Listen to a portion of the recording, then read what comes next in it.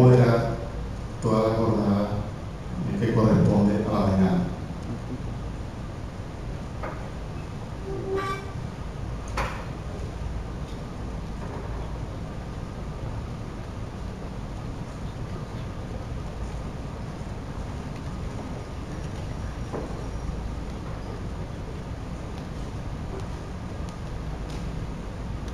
Queridos colegas, muy buenos días. Vamos a comenzar el 18º curso de posgrado en reumatología.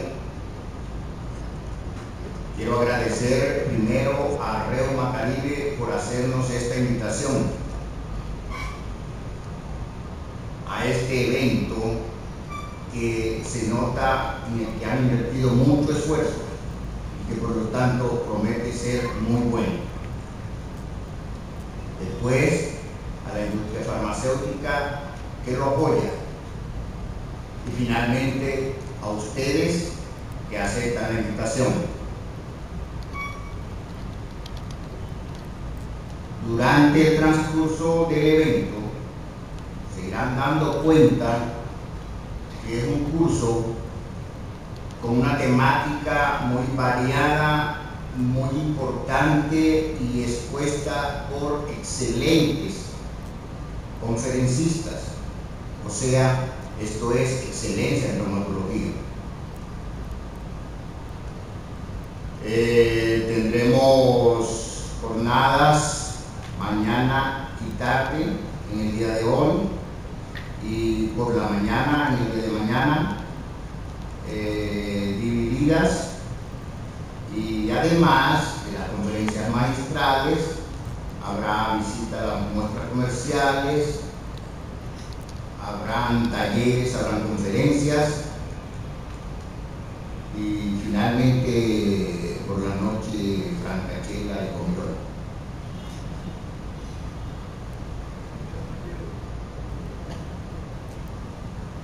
Comenzamos con la doctora Lady Camargo de la Hoz. La doctora Lady Camargo de la Hoz, quien nos va a hablar de autoanticuerpos. Es una bacterióloga de la ciudad de Barranquilla que tiene muchos estudios en inmunología. Por eso sabemos de antemano que con propiedad disertará. Doctora.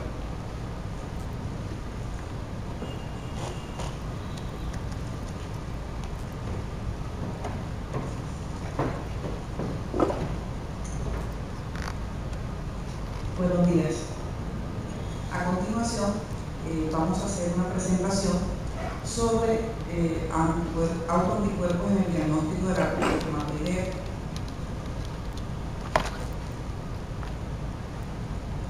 Realmente, hacer diagnóstico desde el punto de vista del laboratorio de las enfermedades autoinmunes, sobre todo la artritis reumatoide, pues demanda un gran desgaste en esta parte, ya que contamos con una variabilidad de pruebas que algunas carecen de sensibilidad, otras carecen de especificidad.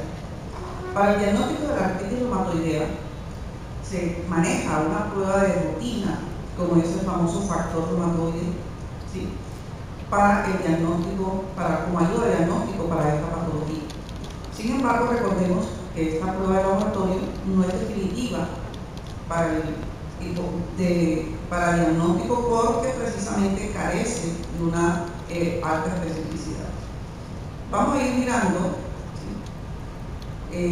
los tipos de autoanticuerpos que se utilizan a nivel serológico para el diagnóstico de la artritis reumatoidea. Aquí tenemos en la diapositiva anticuerpos inespecíficos y anticuerpos específicos que se están utilizando como ayuda diagnóstica para esta patología. Dentro de los anticuerpos inespecíficos, precisamente tenemos el factor reumatoide, tenemos los anticuerpos antinucleares, los anticuerpos anticitoplasma, anticuerpos anticitoplasma de los neutrófilos, los famosos ANCAs, anticuerpos anticolágeno 2 y anticuerpos anti-RA33. Luego vamos a ir desglosando cada uno de ellos y la importancia como una herramienta de ayuda diagnóstica. Dentro de los anticuerpos específicos tenemos los anticuerpos anti-GPI, anticuerpos anti-SA, anticuerpos antiqueratina, antifactor perinuclear y anticuerpos antifilagrina. Y tenemos los anticuerpos citrullinados, son los que vamos a estar manejando. Vamos a mirar en esta diapositiva la relación que existe entre las enfermedades reumáticas y las enfermedades no reumáticas con respecto a alguna de las del factor reumatoide como herramienta diagnóstica. Vemos, por ejemplo, que en la artritis reumatoidea del 26 al 90% de los pacientes pueden tener un factor reumatoide positivo. De igual manera, el síndrome de Sjögren también puede tener una positividad de esta prueba entre el 75 y 95% de los casos. En las enfermedades del tejido conectivo mixto, el 50 al 60%, la crioglobulinemia de un 40 al 100%, grupos eritematosos sistémicos de un 15 al 35%, y la pleuromyositis y la dermatomiositis de un 5 al 10%. Dentro de las enfermedades no reumatológicas, tenemos la endocarditis bacteriana entre un 25 al 50%. Vemos cómo los virus de la hepatitis B y C también pueden dar positivo para el factor reumatoide en un porcentaje de 20 a 75%. Las infecciones virales también pueden positivizar esta prueba de un 15 a 65%, sarcoidosis de 3 a 33%, cirrosis biliar primaria de un 5 a 25% y algunos procesos neoplásicos de un 5 a 25%. Miren, recordemos un poquito los tipos de patrones que se pueden presentar en las enfermedades autoinmunes más comunes. Tenemos, por ejemplo, en el lupus eritematoso sistémico, los anticuerpos más comunes que se pueden presentar son los anti-ADN, los anticromatina, los ENA, donde vamos a tener el anti-RO, el anti-LA, el RNP y el anti-SNP. En el síndrome de Sjögren vamos a tener dentro de los ENA, el RO y el LA. En la esclerosis sistémica, dentro de los ENA vamos a tener el anti-SCR70. En la dermatomiositis vamos a tener dentro del ENA el YO1. En el síndrome antifosfolípido vamos a tener los anticoagulantes lúpicos y las anticardiolipinas, y en las vasculitis necrosantes vamos a tener los ANCAS. Para recordar un poquito los diferentes tipos de patrones que se van a presentar precisamente en una de las pruebas que también se están utilizando como manejo en el diagnóstico de los pacientes con artritis reumatoidea. Por ejemplo, en el patrón homogéneo difuso, básicamente cuando se presenta este tipo de patrón es porque se está generando un anticuerpo contra las histonas a nivel del ADN. El patrón homogéneo con refuerzo periférico, vamos a tener que estar reaccionando con un anticuerpo del ADN nativo. El patrón moteado grueso con un anticuerpo frente a proteínas no histónicas. Dentro de ellos tendremos los ENA o antígenos nucleares extraíbles. El patrón moteado fino básicamente va a generar un anticuerpo contra el anticentrómero. El patrón nucleolar son anticuerpos frente a distintas estructuras nucleolares. Básicamente este patrón va muy ligado a un cuadro clínico como es la esclerodermia, y el patrón mixto, que es una combinación de varios de estos patrones que se presentan. Como les decía, el factor reumatoide es un anticuerpo que elabora nuestro sistema inmunológico contra la fracción FC de una inmunoglobulina G alterada, ¿verdad? El isotipo más frecuente que se determina a nivel de laboratorio es el IgM, pero igual se puede presentar un isotipo tipo IgA y tipo IgG. Recordemos que la razón del por qué prácticamente estos isotipos juegan un papel crucial es precisamente porque IgG y IgM logran activar el sistema de complemento por vía clásica, lo que va a desencadenar precisamente la liberación de una gran cantidad de mediadores como son las alfa-glucoxinas, que van a generar una respuesta proinflamatoria, que es lo que termina complicando la articulación de nuestro paciente. Y recordemos que la inmunoglobulina A logra activar el sistema de complemento por vía alterna. Normalmente yo les decía que el factor reumatoide carece pues, de una especificidad. Vimos en la diapositiva anterior cómo en una gran cantidad de cuadros clínicos puede estar presente el factor reumatoide en un porcentaje bastante significativo, de tal manera que incluso el 5% de la población en general pueden tener un factor reumatoide positivo, el cual se puede ir incrementando ese porcentaje en la medida en que avanza en edad la población. Vemos así que, por ejemplo, en pacientes mayores de 65 años se puede incrementar hasta un 20% la positividad de esta prueba. Dentro de los anticuerpos antinucleares, recordemos que también se pueden presentar ANAS positivos en población sana. Normalmente el paciente con artritis reumatoide puede tener un porcentaje entre el 10 al 28% de anticuerpos antinucleares positivos. A nivel de laboratorio, reportar un anticuerpo antinuclear en un título de 1 en 40, pues se puede considerar que ya es un resultado positivo, pero a nivel clínico prácticamente los títulos para tener en cuenta son aquellos títulos que van por encima de 1 en 80. Los títulos de anticuerpos antinucleares también hay que tener muy presente la edad y el sexo del paciente, ya que vemos que la positividad de esta prueba puede variar dependiendo de estos dos factores. Por ejemplo, vemos que la prevalencia de ANA con el aumento de la edad se puede dar en el 18% de las personas mayores de 60 años. Pueden presentar títulos bajos, pero sin ninguna significancia clínica. Vemos cómo, por ejemplo, si ese anticuerpo antinuclear se presenta en la infancia, se podría relacionar con una dermatomiositis y poliomiositis. Cuando se presentan los anticuerpos antinucleares positivos en mujeres que oscilan entre 15 a 40 años, en primera instancia se puede llegar a pensar en un lupus eritematoso sistémico, mientras que si esa positividad de ese ANA se da en mujeres de 40 a 60 años, pues se puede llegar a pensar en un síndrome de Sjögren o en una esclerosis sistémica. Entonces vemos cómo es importante tener presente al momento de interpretar los resultados de laboratorio, relacionarlos con la edad, el sexo de nuestros pacientes para ubicarnos hacia dónde puede estar cogiendo la patología de nuestro paciente. En este algoritmo, básicamente vamos a mirar en qué casos se puede solicitar un anticuerpo antinuclear y cómo sería el perfil inmunológico que posteriormente se puede ir desglosando. Tenemos, por ejemplo, que si el anticuerpo antinuclear da negativo, pero existe una alta sospecha clínica, se debe continuar con el estudio del perfil inmunológico para poder descartar. Si llegase a dar negativo, pero existe una baja sospecha clínica, podría empezar a sospecharse de otros diagnósticos.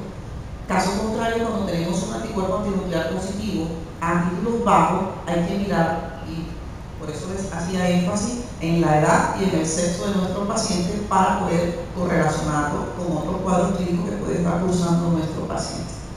En títulos altos de sospecha clínica, dándonos un ANA positivo, debe continuarse con el perfil inmunológico. De igual manera, de dar positivo el ANA con títulos moderados o bajos, también se debe continuar con el perfil inmunológico. Veamos cómo se puede interpretar los anticuerpos antinucleares cuando nos dan positivo. Tenemos, por ejemplo, cuando se presenta un patrón moteado y el título es inferior a 1 en 80, se puede sospechar que esa positividad puede ser por la ingesta de fármacos, de algunos fármacos, o por infecciones víricas. Cuando se da esta situación, pues se aconseja dar un compás de espera en nuestro paciente de más o menos un lapso de 3 a 6 meses, repetir la prueba y verificar los resultados obtenidos para que nos puedan ayudar al diagnóstico. Caso contrario, si el título del anticuerpo antinuclear nos está dando mayor o igual a 1 en 80, se debe sugerir realizar los antígenos nucleares extraíbles. Básicamente, dentro de esos ENA, miraríamos el anti-RO, el anti-LA, el anti-RNP y el anti-SN. Si nos llegara a dar positivo el anti-RO y el anti-LA, la sospecha estaría recayendo hacia un cuadro de un síndrome de Sjögren o un lupus eritematoso sistémico. De llegarnos a dar positivo el anti-RNP y existe antecedentes renales, pues prácticamente estaríamos encasillando que el cuadro clínico de nuestro paciente estaría recurriendo hacia un lupus eritematoso sistémico. De tener un anti-RNP positivo, pero no existir daño renal, se podría pensar en una enfermedad del tejido conectivo mismo. Si el antígeno nuclear extraíble positivo es el anti-SMIC, pues prácticamente podríamos estar sospechando que nuestro paciente está ante la presencia de un lupus eritematoso sistémico.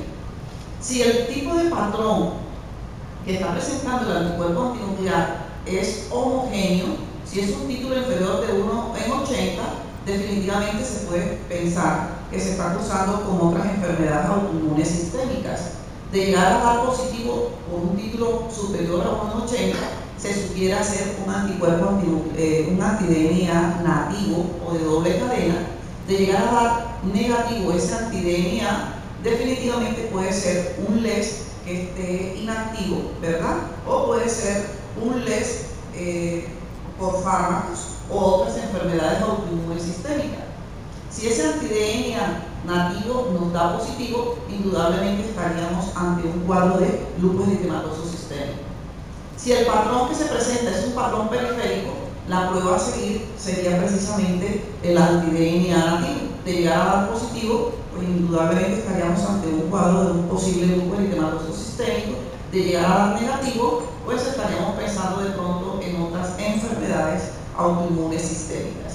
Si el patrón que se presenta es el patrón nucleolar, indudablemente estaríamos pensando en un posible cuadro de una esclerosis múltiple. Es importante tener pendiente que a la hora de solicitar los anticuerpos antinucleares, estas pruebas se realicen básicamente por inmunofluorescencia. La inmunofluorescencia nos da la ventaja no solamente de darnos un título, sino también de ubicarnos con respecto al tipo de patrón que se está presentando. Si miramos los patrones que se están presentando, que se reportan en un ANA o inmunofluorescencia, ubica mucho al clínico hacia dónde puede estar cursando el cuadro clínico de nuestro paciente.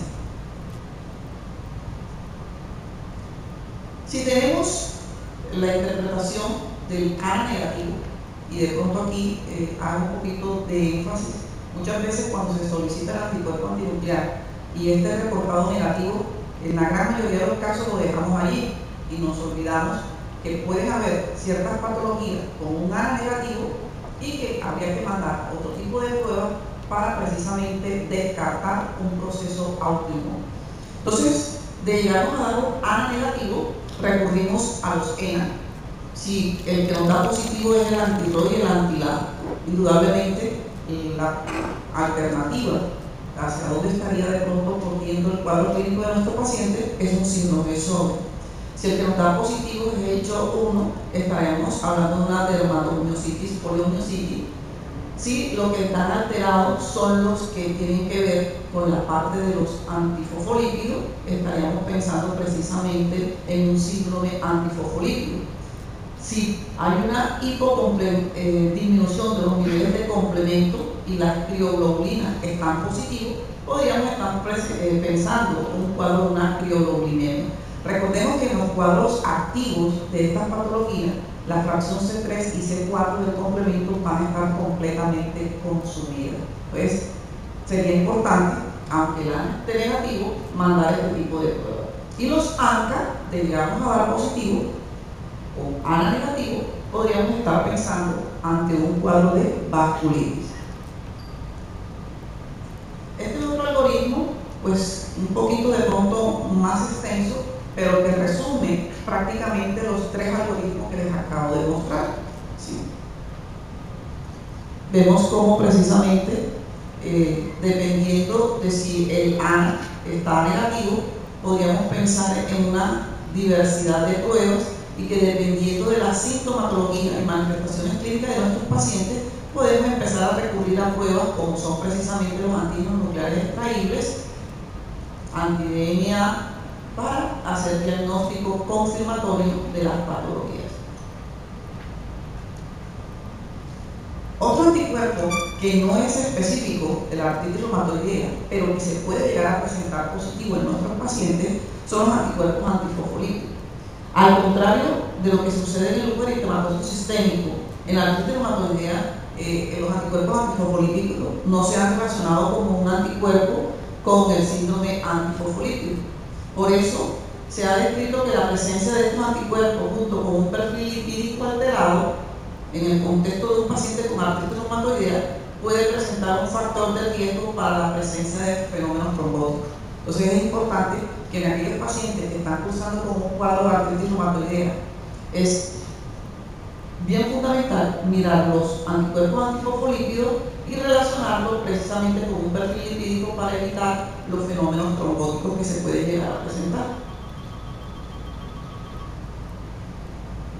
Otro anticuerpo inespecífico que se utiliza o se puede positivizar en un paciente con artritis reumatoidea precisamente son los anticuerpos anticitoplasma de neutrófilo o los famosos ANCA. Como les mostraba en uno de los algoritmos, realmente esta prueba va más encaminada hacia los cuadros de vasculitis, pero no es menos cierto que un alto porcentaje de pacientes con artritis reumatoidea nos pueden llegar a dar positivo. Los ANCA pueden presentarnos dos tipos de fluorescencia, una que sería la citoplásmica y la otra que es la perinuclear. Dependiendo del tipo de inmunofluorescencia que presenten los ANCA, puede ubicarnos hacia dónde puede estar cogiendo el cuadro clínico de nuestro paciente. Vemos, por ejemplo, que cuando el ANCA es a nivel citoplasmático, la inmunofluorescencia, básicamente estos anticuerpos están dirigidos hacia la proteinasa 3, lo cual nos da una alta sugerencia de una granulomatosis. Mientras que si la positividad de esta prueba se da hacia la parte perinuclear, básicamente esos anticuerpos están dirigidos contra la mieloperoxidasa, la elastasa, la catexina y otros antígenos, lo cual básicamente nos estarían ubicando hacia una vasculitis sistémica con compromiso renal. Otro anticuerpo en específico sería el anti-RA33. Son anticuerpos que reaccionan de forma específica con la ribonucleoproteína, ¿sí?, del núcleo de las células ERA.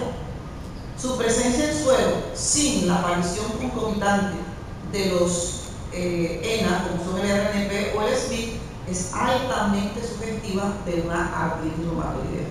Lamentablemente, todos estos anticuerpos inespecíficos que yo les he mencionado no se tienen como prueba de rutina a nivel de laboratorio por la dificultad técnica que tiene esta prueba, sobre todo para la purificación de los sustratos que se trabajan para esta inmunofluorescencia. Entonces, realmente no se están usando como rutina, pero sí es importante tenerlo en cuenta que muchos de estos anticuerpos solamente se positivizan en pacientes que están presentando artritis reumatoidea.